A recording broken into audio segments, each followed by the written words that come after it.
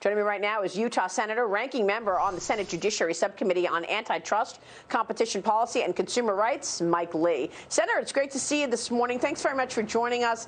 Tell us what we should expect from this upcoming hearing, and what do you want to see happen with big tech?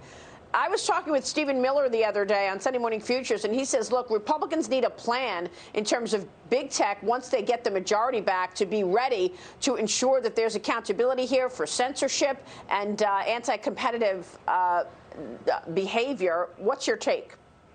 Well, Maria, today's hearing is going to focus on the two major app store owners, Apple and Google, and how they treat app developers in this space, specifically how they treat those app developers that offer services that compete with things that they themselves, that Apple and Google offer. We want to figure out whether and to what extent they're distorting market forces and they're allowing or thwarting competition. One thing we know about competition is that it brings quality up and prices down. We want to make sure that our current laws are sufficient to address that. Yeah, so tell me about that. I mean, you're in the minority. What can the Republicans do here to ensure that we are looking at this group, this industry, differently, given the power and dominance that big tech has become? Yeah, antitrust policy, competition policy generally, tends to be something that doesn't change frequently, and when it does change, it tends to be brought about as a result of bipartisan consensus. This isn't an area that's necessarily fraught with a whole lot of partisan rancor. We do have a tech sector and a few giants within the tech sector that are really testing the limits as far as what the market can handle and whether the market can correct itself. And so, like I say, that's why we're looking at this, trying to figure out whether our competition laws are up to the task, whether they're adequate in and of themselves. My overall view is that competition policy and antitrust law in particular is not necessarily something that should change a lot, but from time to time adjustments need to be made, and we're trying to figure out whether that's necessary. Senator, let me switch gears, ask you about the legislation that you are introducing would strip Major League Baseball of its antitrust exemption that it has benefited from for nearly a century. It comes after the league moved July's All-Star game from Atlanta over the state's new voting law. Senator, what's your take on what's going on here?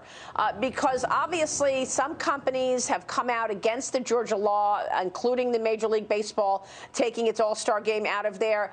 What exactly are they reacting to? Did they not read the law? You know, Home Depot tried not to get involved. They got trashed anyway for staying out of this because probably they saw the law and realized that there's nothing wrong with it in terms of asking somebody to have an ID to vote. My best guess is that most of the people who came out against the law hadn't read it. If they had read it, they didn't pay attention. If they read it and paid attention, they were engaging in some sort of rank political activism and gunning for the left. Look, I don't know what was the case with Major League Baseball. For all I know, perhaps they saw that they could make more money if they held the All-Star game somewhere else. Well, what I do know is that it makes no sense for them to maintain and enjoy a complete insulation, a complete exemption from antitrust laws, going all the way back to Oliver Wendell Holmes' opinion in a 1922 case before the U.S. Supreme Court. There's no reason why baseball ought to have that exemption. That exemption was created out of whole cloth, created out of thin air by the Supreme Court. And, you know, when I first saw that Major League Baseball was doing this, I thought, this is the behavior of a monopolist. This is a behavior of an entity that cares not what anyone says or thinks in response to its actions. And it certainly shouldn't have a farcical antitrust exemption to embolden it in taking ridiculous actions like this one. But Senator, I mean, does this not come from the top? I mean, President Biden came out and trashed the Georgia law. He compared it to Jim Crow 2.0 is what he called it. You know, yesterday on an emotional day, such an emotional day, where we get the verdict in the George Floyd killing, Derek Chauvin facing 40 years in prison. You've got Kamala Harris and Joe Biden coming out and for 10 minutes getting in front of a podium and telling us how racist this country is. Okay? Yeah. The vice president of the free world telling us that this is systemic racism. I mean, words matter. This is coming from the top. No wonder companies took a cue from Joe Biden and started attacking Georgia, because that's what he said. Now, here we are. We needed to be lifted up on a day that we were all just terribly upset by the whole thing. George Floyd's death, this police facing 40 years. I mean, the whole thing. And they're coming out telling us we're systemic racists. Yeah. Look, I have a bone to pick with those who would compare laws guaranteeing election security and integrity to Jim Crow. That is an insult to so many people on so many different levels. We held a Senate Judiciary Committee hearing on this yesterday. Unfortunately, the Democrats who control the majority in the committee gave the title Jim Crow 2021 to the hearing, talking about these very same laws. You know, it's an insult to those who actually lived through Jim Crow. It's an insult to people like my friend Burgess Owens, a congressman from Utah, who lived to experience some of the after effects, some of the latest stages of Jim Crow remnants.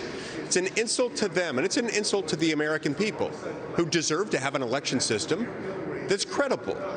So I think it's utterly irresponsible for anyone, from the President of the United States to anyone else, calling this Jim Crow. That is not what this is. It's the opposite of what this is.